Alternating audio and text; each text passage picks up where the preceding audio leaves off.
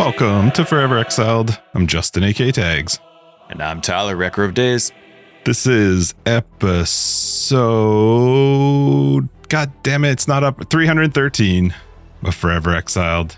What do you mean it's not up? There it is. I didn't have it on this. I was clicked on to something else. So anyway, welcome to episode 313. Look at me. Exiled. I'm defensive this morning. Calm down. You did it. Yikes. Big shout out to our patrons. Thanks everybody who resubbed up this past week. Patreon is our access to After Dark. It's our podcast. After the podcast, we keeps talking stuff, things, extra love stuff. Yeah, a lot of stuff and things going on. Thanks for the support. We love your faces. How's your week, bud? I like the shirt. The Val Orb shirt. Ah, yes, thank you.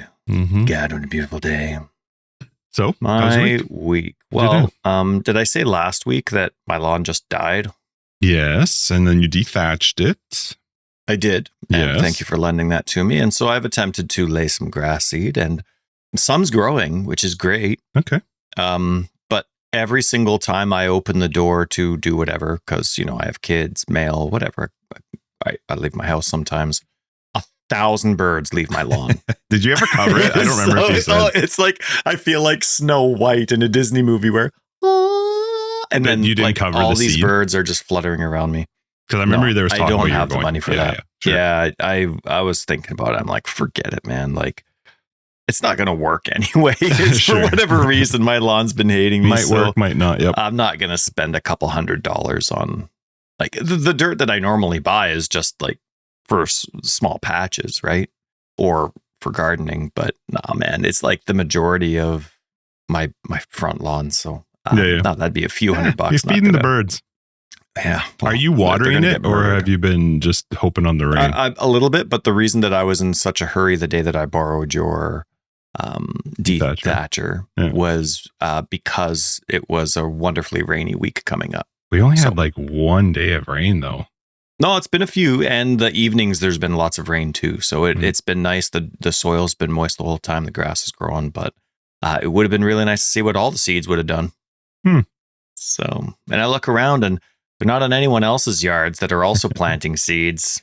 Their grass is growing and nice and thick. Nah, well, my wife's big into bird feeders. So, well, then there you go. So they're used to being around, and I plant seed. She gives seed. Not a good combo. Confusing for the birds. It is. And they don't really listen to the signs that I put up that say, right. Please, please don't snack here. Food's Please snack over there. Please get in line on the branches. Yep. So anyway, but no, it was good. So I went for a walk with my kids. One of those awkward walks where they're on their bikes because they're stoked to be on their bikes, but I don't have a bike. So I'm walking. So it's just one of those like, hey, let's go. And then it's like they keep going back and forth because I'm so incredibly slow. And I'm incredibly slow for slow people. And so anyway, we're walking around a big park that's nearby and walking by one of the many playgrounds that's around this path. And all of a sudden somebody yells out, hey, nice shirt. And I'm like ignoring it because who the heck is going to be talking to me? And they're like, yeah, POE. And I'm like, what? No way. And I look and I'm wearing a Path of Exile shirt. I didn't even know I was wearing a Path of Exile. And I'm looking around like I just met my best friend in the world. Sure. I'm like, what's going on? Dude's in like a train, little kid train. He's like sticking his head out like the engine door there. He's like a shirt after I make eye contact with him. Yeah. Well, like, no, he's a grown adult, but he's playing with his kids. Okay, cool. So he's like 6 feet tall, but he's in this like small little 2-foot train. And he's like, look, shirt. That's awesome. And I'm like, yeah, big patch coming out because 0.1 wasn't out yet. And he's like, yeah, looking forward to POE 2. So totally different pages, but still, it was awesome. I was recognized in public in our town. I didn't have to drive across the province for it. And I barely panicked. The shirt was recognized, but you almost had a conversation about it. No. Sorry. Yeah. No. You almost had a conversation about Path of Exile, though. Yeah, you're very, almost. very well, my kids were biking. Like, I couldn't stop. Sure. No way. They were long gone. No way. I'm like, and he's playing with his kid in the train. Like, you talk too much POE, all of a sudden it's like, Dad, hoot the horn. So anyway, I appreciate you, individual, in the train. That's at awesome. The park. Fun. I had a good week. That was it. How about you? It was good. Busy. It was work. I've been continuing on my walking trend, which has been a lot of fun. And that was mostly it. We finished watching Severance. We finished the second season of Severance. Oh man, that show is crazy. Holy smokes. Yeah. First season takes a little bit. There's definitely a lot of like build up, right? Like there's a lot of intro to stuff and getting used to it. But wow, the end of season 1 and then season 2, very, very good. Yeah, that's mostly the week. Like I had meetings and then hung out. I did have my doctor appointment, like getting prepped for my first procedure. So they're hoping to do it on the 14th of October. So we'll see. Mm-hmm. Your first procedure, 14th. First procedure of, yeah. Then that's 2 weeks away. Yeah, but I still have to wait today to find out if it's actually going to be the 14th. But he said around the 14th. So hopefully it's not longer than 2 weeks, which would be great. You should postpone it like your vasectomy, see what happens. Nah. Yeah. Nah. Yeah. For science. For science, just to find out. But yeah, no, it was, I can't complain. The week was pretty good. It was busy and I played, what did I play? A little bit of Borderlands, but I kind of got a bit bored of Borderlands, which I knew I would. And then I don't even know. I saw a buddy on my Steam playing this one game and I was like, what is that? And I looked at it and it was like on sale for $10. So I'm like, okay, I'll try it. It's called Mega Bonk or Mega Donk or something. But it's like a, like Risk of Rain style, like where you're going to die, but you're just constantly getting your guy a bit better, unlocking new things. I don't know what those are called. Anyway, it's that style of game. Roguelite? Maybe. Yeah, I think that's. Sorry, you're referring to the Trials of Sekoma. No. Yeah, I get what you're saying, but no. Yep, you are. I had played a game that Ethan had originally told me about years ago that was a similar style. I wish I could remember what it was. Very like, old school graphics, not very impressive. This is definitely not impressive on the graphic side, but for some reason it's so much fun because you can just spend like a little bit of time and whatever. So that's what I killed time with. But otherwise, man, the week was, it was just work, getting my walking in, which just felt great. And then, good sleep. It's good week. Good week. What do we got? Very good. Oh, my lawn. I did have the grubs. I had treated for grubs this week too. Not having those freaking crows and raccoons wreck my garden again. Girlfriend. No, but cool. Right on. Your lawn, and we talked about your lawn, so there we go. All right. I'm trying to catch up. You're Ron Burgundy. You okay though? Like you're doing okay? I am, yeah. Normally you do that in your head, so you're doing okay. Well, there's just a few things I was trying to read at the same time, and that doesn't always work. So okay. Thanks, Mr. Ventus, for getting our butts in gear for this league's private league.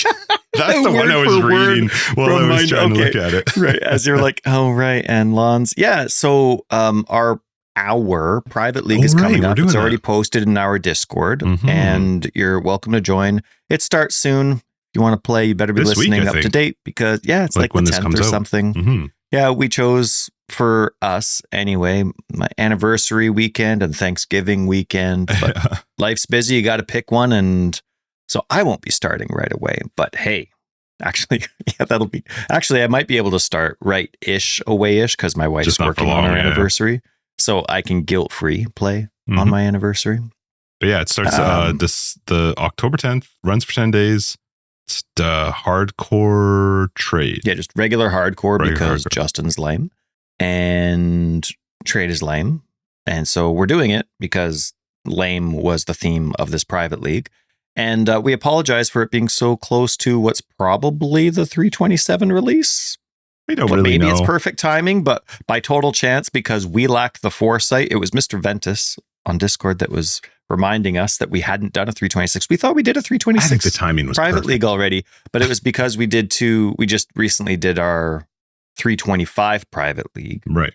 And that was, because that lasted we forever. did that when, 325 was 10 or 11 months old. And it was like just after we started the private league that they announced. I think our last one was the free one coming out. Our last one was the one that ran for almost a freaking month. Yeah, that's right. But then just after that was when they announced the timing of 326 and it came out relatively quick. So that's where we got all kerfuffled, but didn't mean to. Figured it out.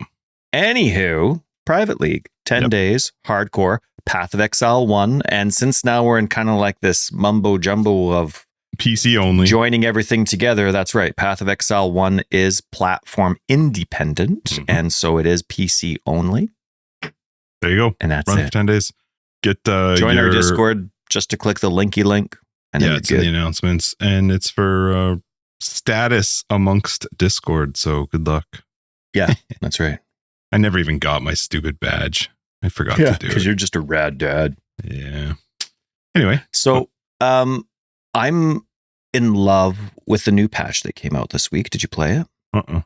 Okay. Did you? So yes, I did. Okay. And I love it. But I'm also really, really frustrated with really frustrated with two separate things that have nothing to do with the patch. So do you want me to get the two super crappy things out of the way quickly? You do whatever you want. Or do you want to just talk about the good things? Well, we usually do what's happening this week in PoE. Is that what we're starting with? Just what? Just Tyler's, what grinds his gears? Let's do it. Tell me what grinds your gears. Now, I don't remember the exact wording. And maybe if I go back, the exact wording might be exactly what is currently happening. But you remember when there was this account merging business that was happening, and this was even before the private league started? Yeah. Or sorry, before the beta even came out. It was like a month and a half. They started doing this account merging bit. And that stuff mostly mattered for console players that also played on PC, but there were some other varieties of things that happened. And basically, it wasn't necessarily like your accounts could be merged so that you could select between accounts. It wasn't like they combined into one account, but it was like you could have a parent account where you would then have a drop-down menu of two accounts. That wasn't really well explained in the thing, and that was something I discovered after the fact. But there was a time when they said that you could merge. It was a one-time thing. They made it so life or death, but there was a time where you could merge your accounts, take all your MTX from one account, and a one-time move, swap them all over to another account, right? Okay. So it's October. It has now been a year since I have emailed them regarding this originally, because it was last fall, right? It was the beta was supposed to come out in November, but then it was delayed till December, and the account merging, I believe it came out like the September, October timeline, okay? Because it was supposed to be a month before the release date of the beta. I'm now getting responses saying, like, I originally emailed them like, hey, I would like my MTX to be merged over to one account. I'm now getting responses a year later regarding this, and the replies are coming relatively quickly, which I'm thankful for. I don't know if there's just been a mistake or what, but they are asking for every single transaction's ID number to transfer over. Like to move them from your Xbox to your PC account. From my PC account to my Xbox account. They want every single transaction's ID number. So either I was supposed to have saved my emails for the last 10 years for an MTX purchase. They must be on your account, though. I go on the website. There's no transaction details at all. It either tells me that I bought 100 points on this date or I bought this MTX, but I can't click. If I click on any links, it just brings me to the store. Sure. There's no history that's valuable that they need that's on their website. Are you doing something different than what they had originally said? Because there's no way they were doing that for everybody during whatever this was. See, that's the mind-boggling thing. What is going on? Like, I have 12 pages of MTX on their website. I have 12 pages of transactions. They want 12 pages worth of individual transaction numbers. No, this was their system when they offered this for everybody. Like, what if you wanted to switch everything over to console? You'd have 10,000 pages. But that's what I'm thinking. There's got to be something I've weird been there. cheap with them. I have been cheap. They're asking me to go on Steam and go back 10 years of transactions and get individual transaction numbers for them. And or if I paid on my Visa, what is it they call it? Hang on, there's a company that they use for their Visa transactions. What's it called? Xolo or something is there. Yeah, but that's Exola. recent for their. And then they want me to contact Exola customer support to get the transaction numbers. So they actually want me to list there's something hundreds here. of transactions. There's no, like, that's crazy There's got to be something else. They were willing to do that, but for everyone, yeah, no way. Now, do we maybe understand a little bit as to why it's taken a year for this kind of? This is mind-boggling to me. I feel like there's something missing. That doesn't make any sense at all. No, like if that was the system, don't offer it. You know what I mean? But was that like a one-time thing that you had to do through the account, like through your online account, or was it actually back then that you were supposed to email them to say that you wanted to do it? Yeah. We were supposed to email customer support if that's something that we wanted, and then they could do a one-time transfer. Now, again, I don't remember the exact same wording, but irrelevant to the wording, it has been absurd that I have to go through and get hundreds of transaction numbers for them. You'd think they would have. And I hope that's the only step I need to do. Like, crazy customer service that's put on me. And that they offered the service knowing that would be put onto the customer. Like that I can't just say, I want all my MTX on this account. Like, how is that service offered if that's not how it works? Yeah, I don't understand why they can't just do it through the whole account. Why they can't just take your, that's weird to me. So irrelevant of how it works, it's just weird that this is the process that they were fine with. It's crazy. It's absolutely crazy. But the thing is I made purchases after the fact on a specific account, expecting them all to eventually be on one account, not knowing it would take this long. And if I can't find the transaction numbers, I can't do it. That's crazy that they can't do that for me if I can't find, like, what if Xsolla doesn't have 10 years worth of transaction history, or they only send me 7, but I ended up having 13 transactions and for some reason there's not enough, or Steam only holds a certain, like, it's crazy. Weird. So anyway, that was extremely frustrating. I felt as a customer like it was just absolute trash. No criticism, again, to the customer service department. Customer support's always been very kind, professional, wonderful to me. They don't pick the processing. They don't pick the coding. It's not their fault. And they've all been wonderful and patient with me. But like, just the process itself is a very disrespectful process to the customer. That's for sure. No, that's weird. It's been a year already. And now, like, I have all this to do. That's crazy that their system does not provide that for themselves. Again, maybe they're trying to move away from that. All transactions you buy now are, for the most part, compatible on both. So they are trying to get out of an old system, but it's still crazy that it was offered without any hint as to how much work would be involved, right? Because I've made, again, purchases based on the assumption that this was a customer-friendly process, right? So I was frustrated with that, but that's done. It's out. It's gone. I'm just very disappointed with it all. Very, very frustrated. It doesn't make me want to spend any cash with them. And then the other thing I'll save for another time, or I won't even bring it up. It's game related, but I want to talk about how great Point 1 is. Well, have you gone through the official patch notes yet? No, I looked at this week in PoE. I didn't actually. Yeah, there is something I wanted to discuss that's not about the patch. Okay. Actually, 2 things.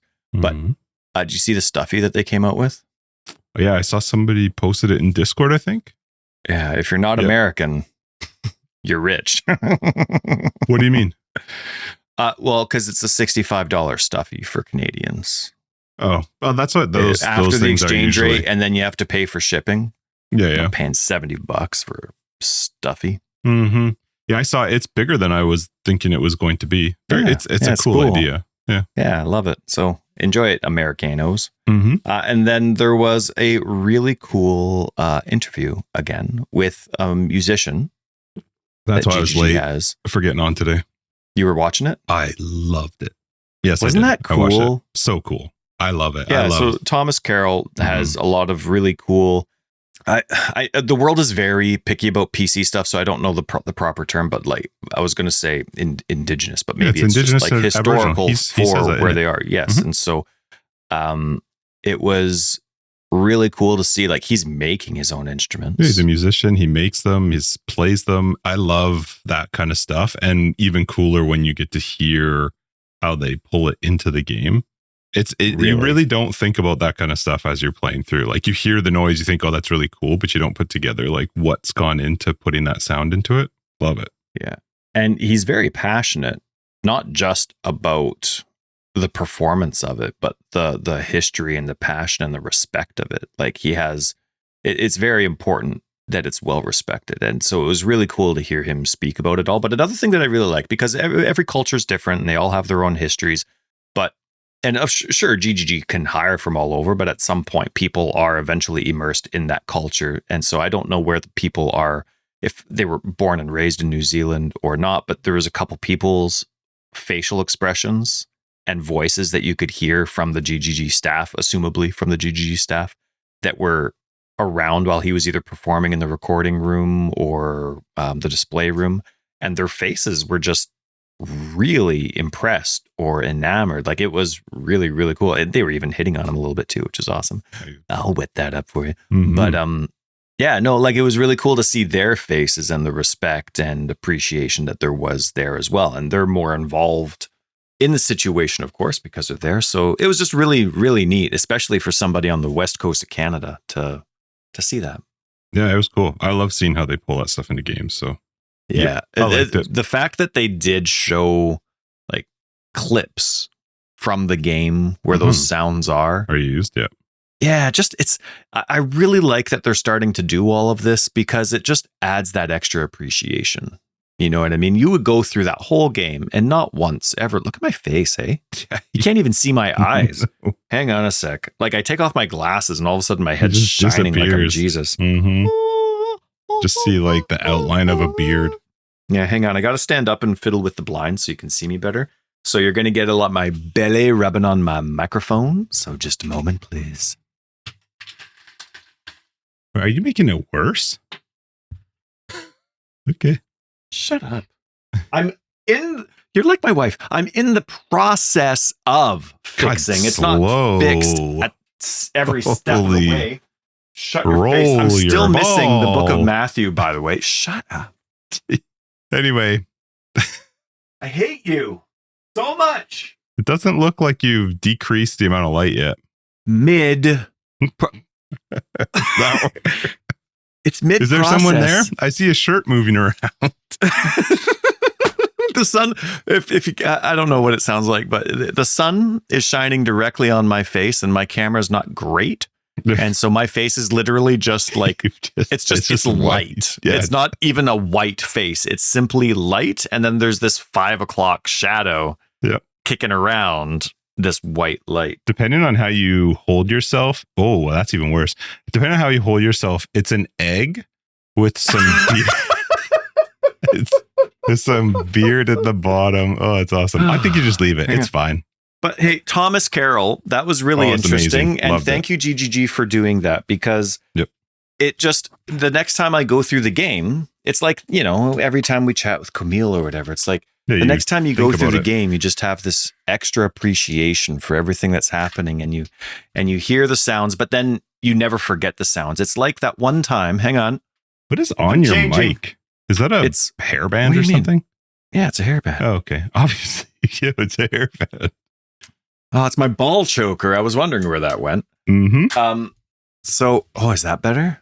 Oh, that's better. Sure. I mean, I'm still you nailed angelic. It's perfect. But yeah, it was great. I really liked it. That's why I was late for getting on. Yeah, no, and that's it's awesome. But it's just one of those things where I remember a long time ago, this might have been at the very first ExileCon. So we're talking 1980s. 2019. And some of the employees that were making maps, they were asked about their favorite maps or some little things that they maybe have hidden in the game that were fun that they didn't really have to. And there was the Haunted Mansion map. You remember that? And the pictures, and I never noticed this until they said that, and then it became my favorite map, even though it's not my favorite map. I hate the layout, but it's my favorite map, because when you would go close to the pictures, the paintings on the walls, the pictures would change. It would be nice family pictures, and then as your character got closer, it would be horrific, or the opposite. I forget which way it went. But it was awesome. But the pictures, they were nasty too. Like, there was some gruesome ones or some really horrific ideas that would stick in your mind after because of what the kid's situation was in the painting. And so, like, I love learning those little things, because then all of a sudden this one part of this map is going to be my favorite because of the instrument that I can now hear in it. You know what I mean? But it doesn't go away. It stays. No. So Yeah, it was great. I Thank really you. appreciated it. It was fun. Yeah. Now Point Path one. of Exile, fine. So we went over this last time, or like not patch notes, but what was coming for their changes. Yeah. So Matt, good lord, I'm just looking through the patch notes now. It's like a freaking new release. It was a novel. Yeah, it was a good one. It's definitely worthy of the 0.1. Yep. I do want to play it. I just haven't yet, but I do plan to play it because I want to see what the end game's like. You were busy playing Trials of Sekoma. Yeah, and I just didn't have a ton of time, so it is what it is. But I would like to point out that, you see, when you feel like playing Trials of Sekoma, you can load a separate game to play it. You don't have to have it in a different genre game and completely ruin the 0.1 patch. But why that was not? the other thing I want to say, because just put it in there. I love you. Yeah, but you're just you just make me mad. So I was loving the changes to mapping. So did you actually play there's a couple things stuff? that I can point. Yeah, I tried to. I love to. But then I got to a stage where all these currency items were dropping that would give me another ascendancy point, and I've been waiting to get to that item level, that map level, and I'm like, sweet. All right, let's go. I have to do three bloody floors of the Trials of Sekoma. Irrelevant to if it's easy or if I suck at it. Yeah. You have to do it.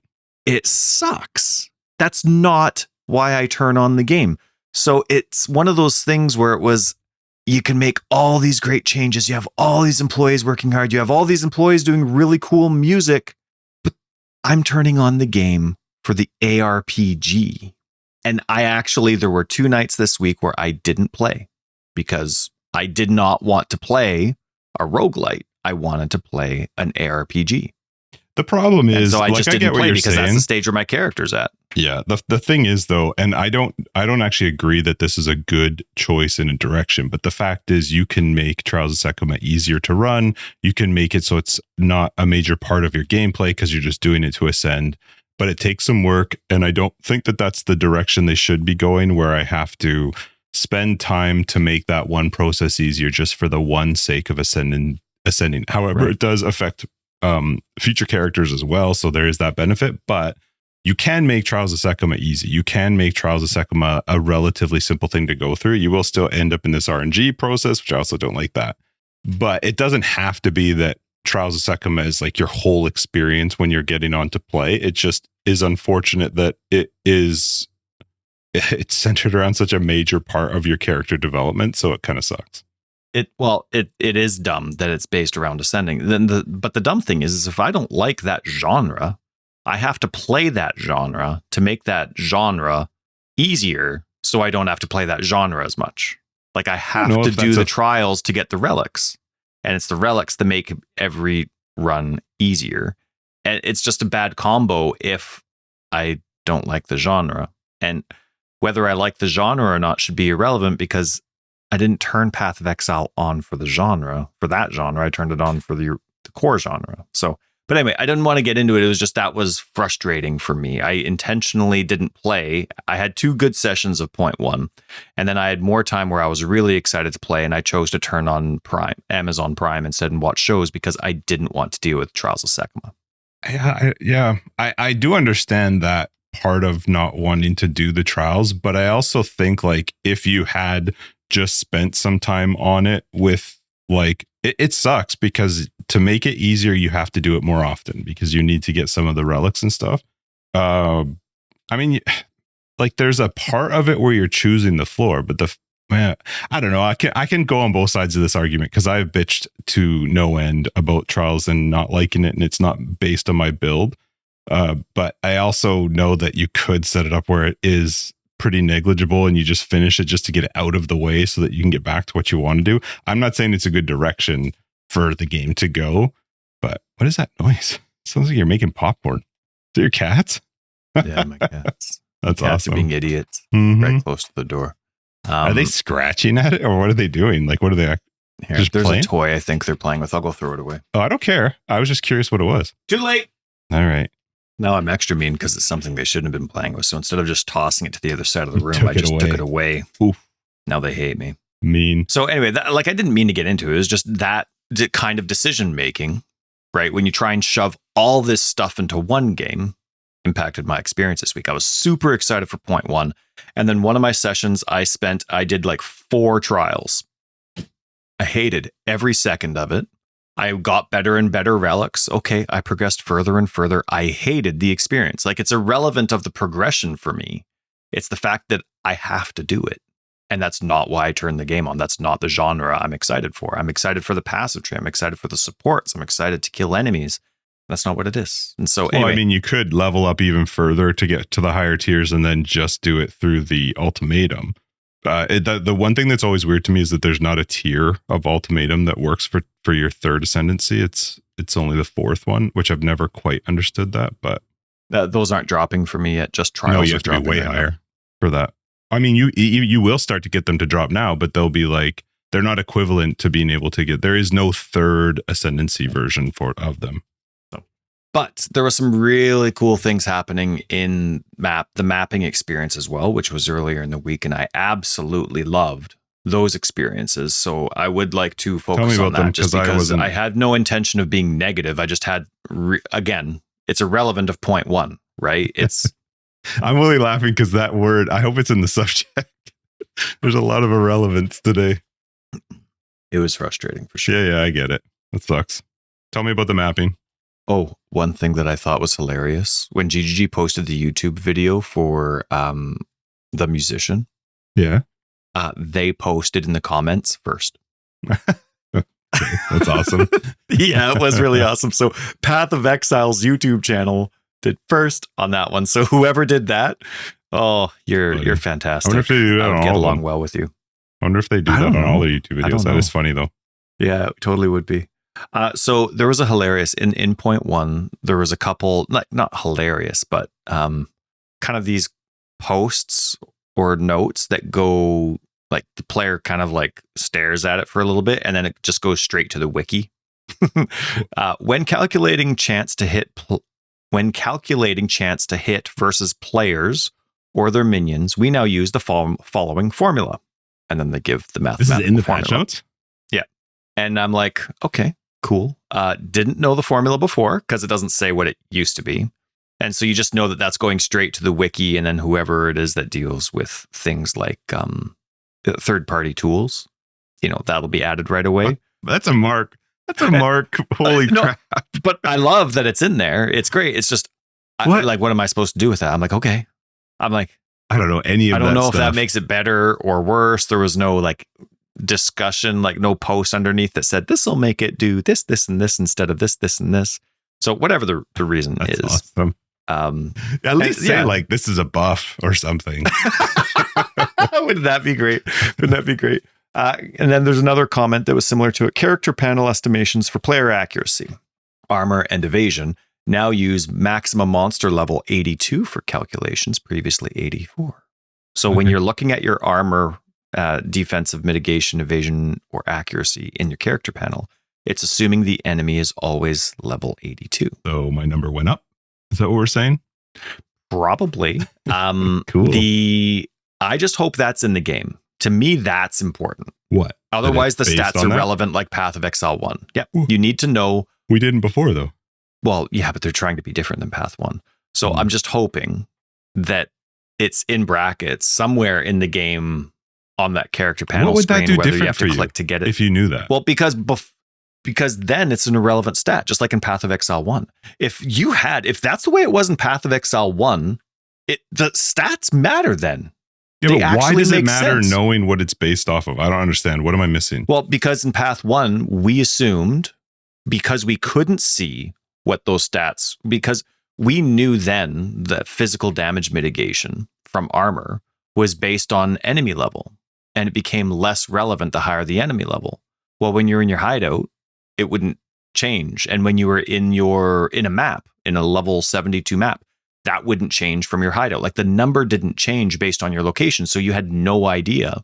Just like kind of like how resists worked. Like it didn't actually show you the negatives really well like the math just for the additive math for resists. You know what I mean? Based on where you were, it was flat. So if you knew in Path of Exile 1 that this was always based on an enemy level 82, all of a sudden that stat's not useless anymore. Now you know what's happening. Yeah, but I don't know that knowing that my evasion is based off what I'm seeing is based off of an enemy level 82 makes any difference to me at all. I don't know that would change any knowledge. I don't know. For me, it wouldn't. That doesn't benefit me to know that it's based off of an enemy level 82. At least for me, I don't get it. In Path 1, there was a reason it was useless. But we're in Path 2, and it hasn't been in Path 2. We didn't know that it was based off 84. So all I'm saying is like I'm not sure what knowing that it's based off 82 changes. It was just pointless in Path 2 because they gave you no information on it. They didn't, like in the game now, when you click on evasion or you click on armor, it says this is how it works. And then it gets like a little bit worse the higher the enemy level, and you need to have higher investment for it to still maintain its value at a higher enemy level. It says that in the game. So now you need to know what your enemy level is. Yeah, maybe. And unless that's changing based on your map, but you need to make decisions in your hideout. You have to be able to make decisions in your hideout. So I feel like if the resists were like, hey, it's based off of level 65, which is when you get your most whatever, that makes a difference to me. But for evasion and armor, I felt like all I was ever doing was just getting it up. Okay, increase it. It didn't matter. Like resistance is different because you knew that it was decreasing, right? Like 10%, I think it's 10% or whatever. I don't remember how they have it set up in PoE 2 because of this new interlude section. But that part makes sense to me. I just don't get how evasion, if my evasion is currently showing 37%, knowing that it's based off of an enemy level 82, I guess is beneficial. But in the end, all I'm trying to do is get that percentage up anyway. Yeah, but what if it was based off of an area level 69? What would that change for me? Why would I not still be trying to push now your number's way higher than it would be. So you're planning for the future. You're planning to get to 82, but you're currently in level 70 maps. Well, what if your stats are based on your current map, your last map that you did? But so then what does that change for me, though? Am I changing how I play? I feel like in the end, all I'm still trying to do with my gear and my stats is to get them to go up. Well, if you have capped evasion, but it's capped evasion because of a low monster and okay, tier. Yes, I agree when you're talking about stuff that caps. I don't know if how armor. I don't even know if armor. I think caps. it's 90% in Path 2. I get especially now that we've been talking PL, like in my mind this week, I've been like, okay, well, what build am I going to play? And like, how does poison? Oh yeah, poison stacks on its own. I could have infinite poison stacks. And I'm like, I remember what was it in like After Dark? I was like, how do you get support gems again? Like I couldn't even remember how it worked and how socketing worked. And I was like looking around. I'm like, oh man, that's right. I don't have to have a certain, like, I have to have way more strength, right? If I want 3 red gems, I don't just need 15 strength anymore. So like my stats of what is in what game is all over the place. I'm just saying, I'm glad they have it. I hope it's in the game. When you're talking about a cap, yes, I do agree with you. If you were playing, I'm just in my head. First off, I don't even know if armor has a cap, and it does. If it does, it's a magic number that I've never heard of before. But I agree with you. If you're basing it off of like you're capping out and you don't want to be putting more than you need to, that I totally understand. But in general, I'm just thinking like if I've got 37% evasion going into the map, it doesn't make a difference to me what enemy level it's against, because all I'm going to try and do is increase that 37%. But I do understand what you're saying when you're talking about a cap. That I get. Yep. Especially once it gets into a redundant stage too, right? Like you also want to know when you have when you know your stats are compared to a higher level, you want to know if it's like, okay, so I'm actually getting like 50 more evasion on this. Is that worth it? Right? Do I want to lose this for the sake of that? And then 82 is not going to be your monster cap anyway. So it's nice to know that, okay, maybe overcapping is a little bit better because I'm getting into 84s eventually, that kind of thing. So cool. I like that. But there was a lot of really good changes, like we're talking like the tablets, right? And the waystones and you tried those then? Yeah, and then there's so it's actually really cool. I'm using things apathetically. I'm not min-maxing anything. I know I'm not going to get my character to the full extent that it is.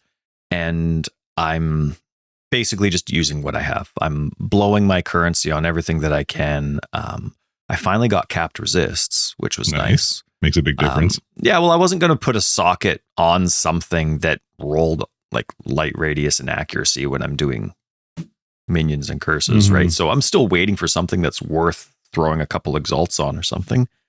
So, I do that. And then the best item that I ever made in the game got naturally replaced that next map by something that rolled like 4% greater on one resist, but then added a second resist that I never ended up getting on the other one. So anyway, it was funny. Definitely Mother Nature, or Murphy's Law there.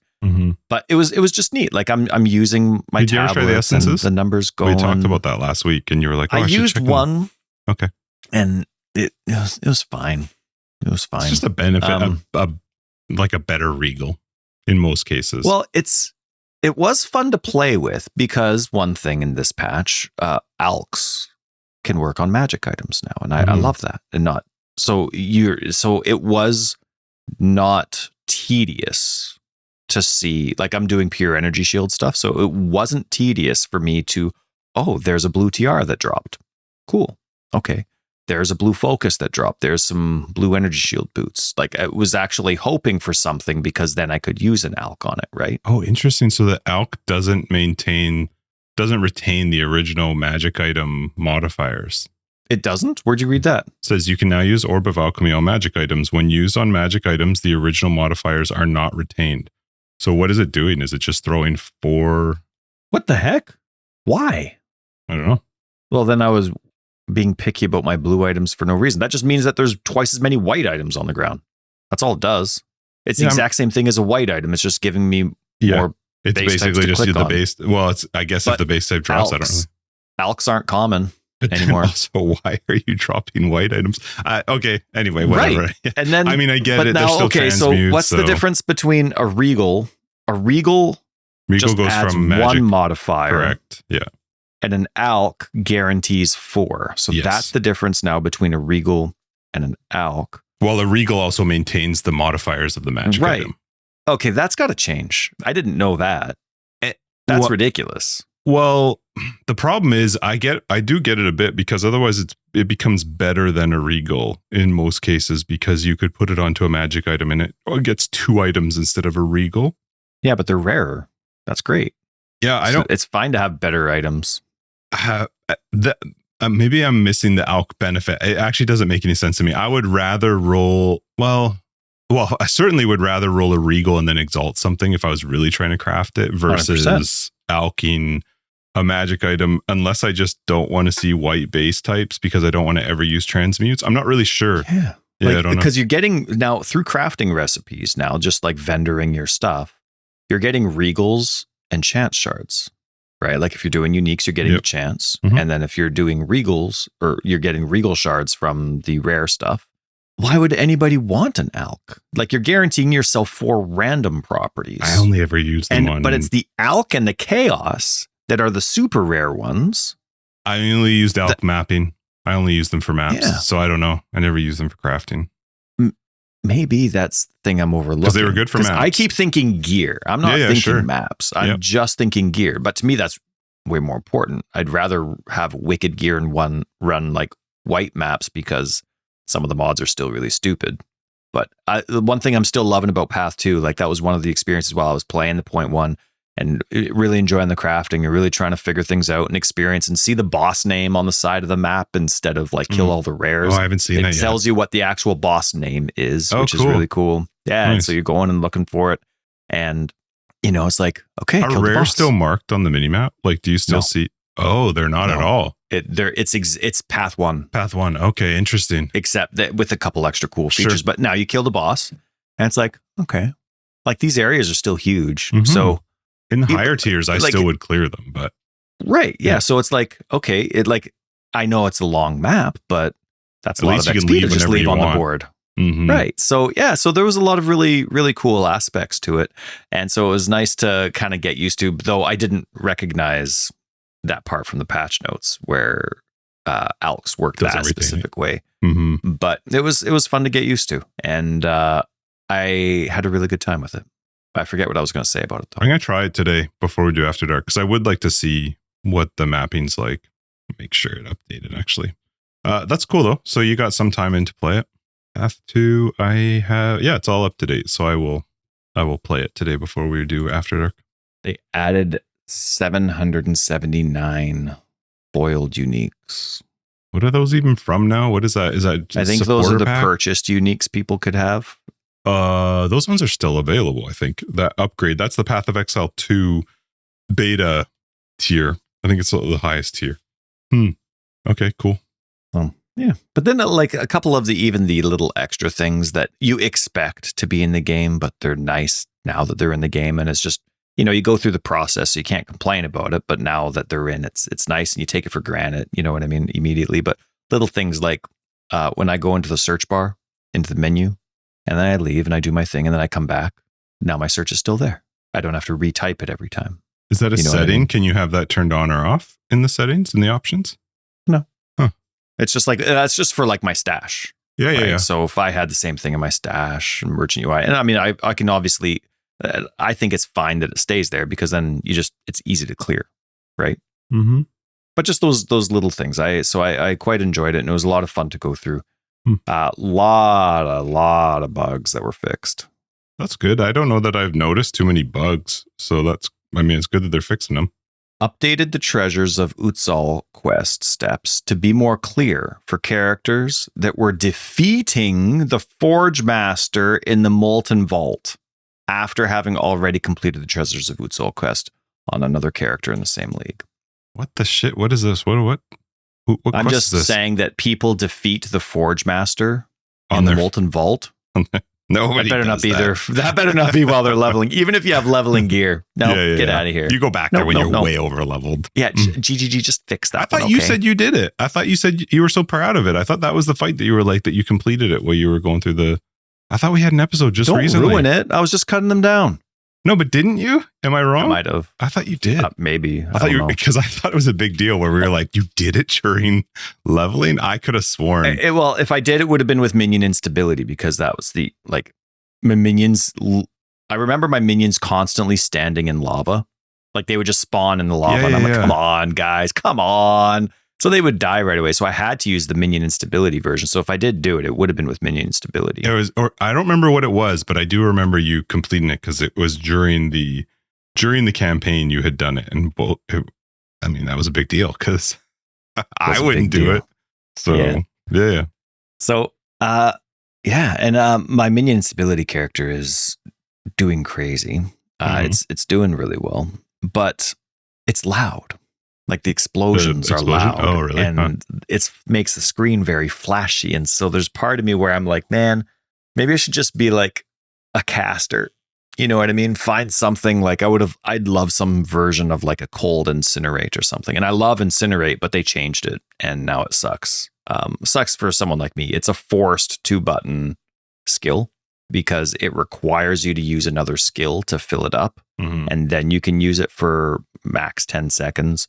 And then you have to use another skill again. But I just love the incinerate skills, like a channeling skill where you're just like, it doesn't have to have the channeling tag. I just, if I was using Frostbolt, it was just hold it down the whole time. I love that stuff.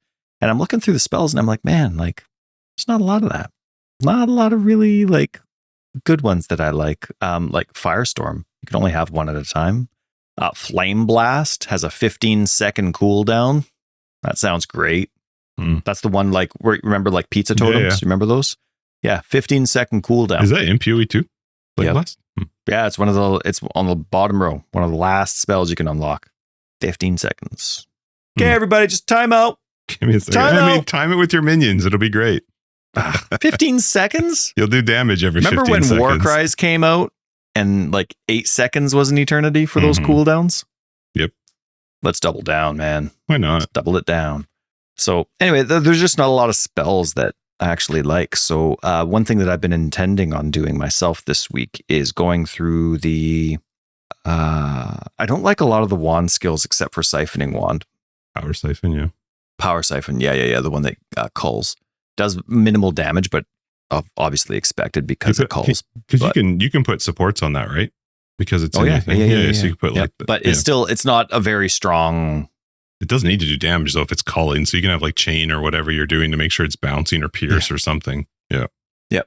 And then, but I've been intending all week to go on the wiki and just check out the different, the staffs skills.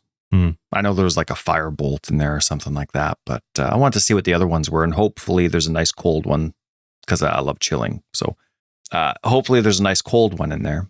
But yeah, I was thinking maybe something like that and back and forth. But I don't know, something that's less like it's really bright and it's really loud.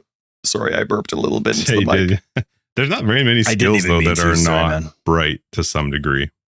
No, and I mean if it's consistent, then it's fine. But minion instability is bam. Yeah. 4 seconds of not bright. Bam. 4 seconds of not bright. The explosion is bright? Yeah. Okay. Yeah. Well, it's a flash. It's a flash. Yeah. And the goal is to have as many minions as possible.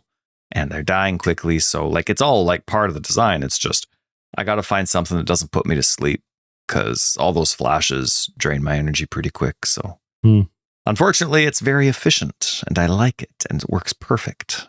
And on the tree, like the minion instability bit, like I feel like I have the proper amount of investment into it. Like it doesn't suck me dry or make me travel too far. Like getting the nodes I want. And then when I'm finished and I have the tree, I'm like, I am happy with the amount of investment I have into this, this, and this. So is it's there good. No visual setting you can do that tones that down? No, it's already, all those are already cranked down. What about be really cool and wear sunglasses while you play? Dude, these glasses, I don't mean to brag, but they're automatically sunglasses. So shine light on your face so that they turn into sunglasses. That's right. I will shine a flashlight on my face so that I don't have light in my eyes from the video game. Yeah. No, but no, it was a lot of fun to play through, and it was tough because like I enjoyed trying to figure out if I like the pros and cons of my enjoyment level, purely my enjoyment level and preference of, do I like this rare only bit? Should unique monsters be a little bit rarer and more unique? Like I was trying to enjoy it. I was trying to get used to it. Obviously it takes a good decent amount of mapping to do, which I don't have the time for. So I was slowly taking my time, kind of getting used to this new setup. And then they switched it back to Path 1. So I'm like, okay, well, obviously I know I like that. That's what got me hooked in the first place. Like boss. And I love my boss fights. Old school listeners know that. It's all about the one-on-one boss fight. So like I enjoy that. And when you're in the one-on-one fights, a lot of them are pretty good.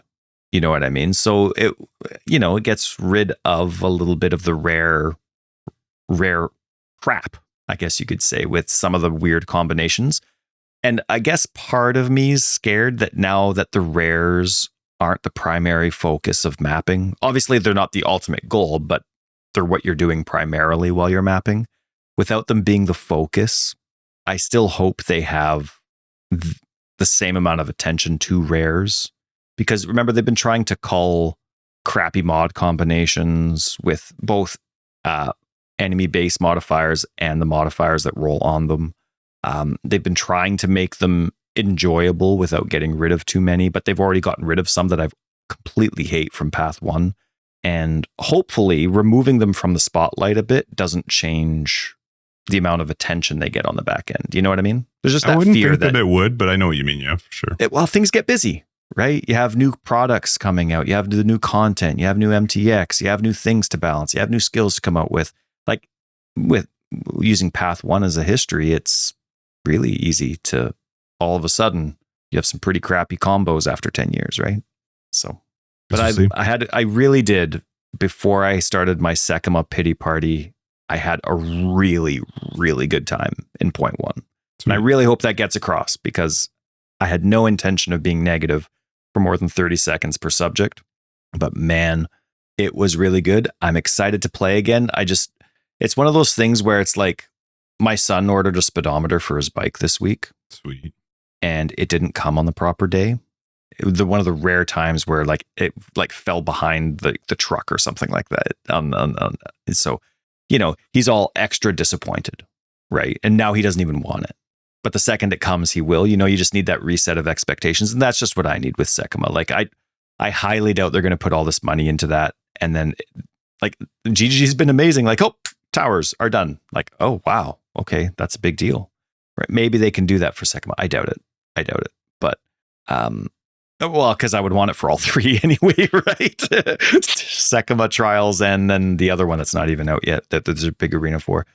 So I doubt that. But like, I just need to wrap my head around the fact that maybe I just need to ascend twice. That's what my builds are going to revolve around. What are my 2 favorite nodes on this ascendancy? Okay, cool. That's what I'm getting.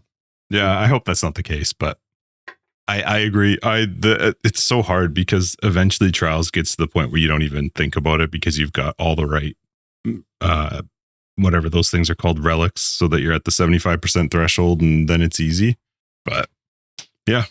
I'm gonna try it. I'm gonna try it before we play After Dark today. I'm excited to hear what are you gonna play today? What build? I'm gonna play my Deadeye. I'm not going with anything. I'm not gonna try any of my other ones just because I want to actually see what it's like. And the problem is that build is just super. It's super fun. It's easy to play. I really hope they don't nerf it. I'd rather see them bring things up to its level, make everything else fun. Mm-hmm. That's probably my plan, though. I really do want to play the Blood Mage Spark character, but I don't know if I'll do that one. I feel like that might just make me angry. And I want to test out 0.1, testing out all the new stuff. So I have one more question for you before we go. Okay. Oh, one thing that I actually really did like, and this was, I totally forgot to mention this. The changes to mob sizes. Sorry, not mobs, pack sizes. Okay. Has been really good. You noticed it? Yeah. Especially because when I first started playing, like I'm not capped on resist. I'm not getting constantly overwhelmed. Like it actually was a really good numerical change for me where I was, which is low tier. Like I'm in Waystones 1, 2, and 3 right now. Like it's good. That's good. I did not feel like there were obviously, because of PoE, there's some pretty crappy circumstances you can get into for the most part. Level design still like completely getting in my way. Like I really can't run over this puddle that I didn't know existed because I was in the middle of combat, but it like takes up half my screen. You know what I mean? Like this little thing where I'm like, why can't I get there? Why can't I get there? So I move away. And then later on, I discover it was just this puddle that I had to be staring at the mini map to recognize. Outside of that, like the whole experience was just really good and smooth. And I made a note just like really emphasizing it. All the changes combined as like just a big puzzle were good. So I wanted to mention that. But this patch came out because of a few reasons from their perspective, but they also, for things that could come out, they wanted to get it out before 4.0, which is expected to have major endgame changes or additions. Yeah. What kind of things, now that you've seen what they've done here, what kind of things can you, or do you think that this could be leading towards, or things that you're hoping this leads towards based on what you've seen so far? For the next one, like for endgame, like what else do you think is coming for endgame now that you've not played through, but read these changes? But I'm so bad at these. I never know. I don't even have a guess. Like I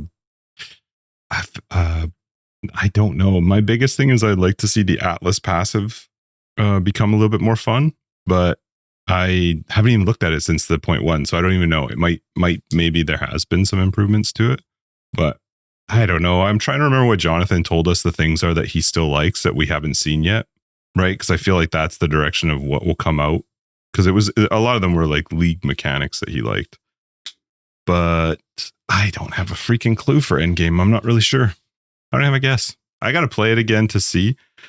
I don't know what the difference is in why I find Path of Exile 2's endgame a bit more boring than I found Path of Exile 1's. I think it related around the Atlas, like the movement of the map, like trying to figure out where you were going. I think there's part in there, but maybe some of these new changes fix that. I don't really know. Maybe it's just because I play on controller. I just, that wears me out. I don't know. I got to play it to find out. Have you played this and then thought of ideas for endgame or what you're hoping to see? No, but I never knew what endgame was. Like I just see this change to me is just turning it very much more into Path of Exile 1. That's not a bad thing. It's just, it just is, right? So now I'm a lot more certain of what things are doing. I just don't know the purpose of it all, right? What the end game is in terms of, okay, I'm doing this, but for why? So that's the part of that I'm not familiar with. But for me, when I'm thinking like, what other end game things could they do? I see them adding, like now that they're kind of more in a familiar territory, sure, the terms are different and it's a 3D map instead of a 2D map, and maybe that changes things for them. See them adding, and hopefully not, but not, it's just one of those things where for a long time now, Path 1's endgame system was, here's a part of the endgame you could focus on, or here's a part of the endgame you could focus on. I'm not talking league content, I'm talking different bosses. You know what I mean? And it made for the casual endgamer sense to just focus on one of them instead of focusing on all different variants of the endgame progression system. So maybe they're adding more endgame focus. Like, I imagine it would have to over time. 4 different end game bosses, but you had to focus on one, something like that. Yeah, it'll be interesting to see, because PoE 1 has the benefit of being 10 years old or 15, however many years old, right? There's all this. You used to have Shaper. Shaper was the thing, and then you slowly introduce more bosses and then more bosses. So I would imagine PoE 2 will go that route.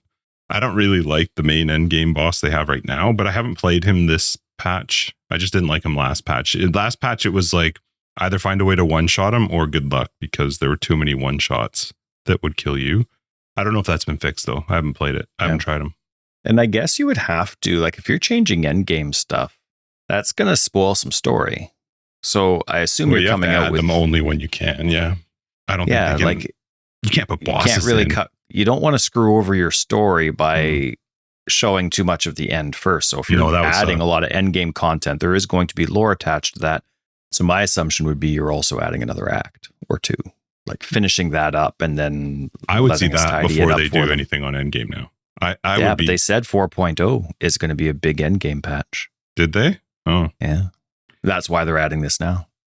Good Lord. Then it's hard to say now, because I want to say like, wow, that must mean that they've got a lot, but we don't know what this new 4-month schedule looks like for them with running 2 games every 2 months. So it's possible 0.4 doesn't even have any massive things. I don't know. Well, they said that they're coming out with so much that they were fine doing this now. I guess this is a lot for them to still come out with a lot. You know what I mean? At this point, we're still 2 months away from when they'd be doing it. When was this released? I think we're looking at December, right? What, Path of Exile 2? Well, the next league. It will definitely be in December for sure. Yeah, this was August. So yeah, it's the month 12 will be 4.0. Mm-hmm. Makes the most sense for them financially as well. So I that doesn't surprise me, but yeah, I don't know. I'm not sure what their end game is, because I think you're right. You can't go crazy with the end game. If it would be to me, it would be a really bad way to introduce lore that doesn't match the acts. Like introduce story that doesn't match the acts before the acts are out. I don't like that. Yeah, but then do you put all that effort into interludes to only have them there for 4 months? Well, yes, because you have to. Because what else would they do? Like, if they put out Act 4, you're kind of stuck where you have to have something that fills that gap. So, and also, I don't think the interludes actually took them a lot, because the interludes are just like, I've played through them now 3 times. They are really just they're just reusing stuff from the Act 1, 2, and 3. They're just obviously changing around some storylines, and there's different missions that you have, but a lot of the areas are just reused. It looks like at least reused designs or whatever from the first 3 acts. So that being said, I noticed voice lines in the interludes where I was like, wow, they actually they recorded stuff for these, but maybe that's because they're going to use them somewhere else. I don't really know, but yeah, we'll see. I hope you enjoy it. I really enjoyed it as well. So I hope you enjoy it, and it'd be cool to hear your feedback. So I guess that'll be after dark. After dark, I'll try it hopefully today. I guess next week. Oh, we're recording a little earlier next week. So next week won't be private league talk. We wouldn't have anyway. Yeah, we probably wouldn't have anyway. So, all right. Next week, a little bit more Path 2. We can talk about 3.1 then, and then it'll be in 2 weeks, Path 1. Our private league will be almost over. So if you want to play it, make sure you hop into our Discord. The information's under announcements, and it's open to everybody who's on our Discord. Let's wrap this up. Forever Exiled, Justin, aka Tags. And I'm Tyler, Wrecker of Days. Patrons will catch you in After Dark. Everybody else will see you next week in 3.14. If you're looking for more information, we've got a website, foreverexiled.com. Very fun Discord. Pop in there, say hello, and join us for the private league. And Patreon and other ways to support the podcast. You find them down below as well. See ya.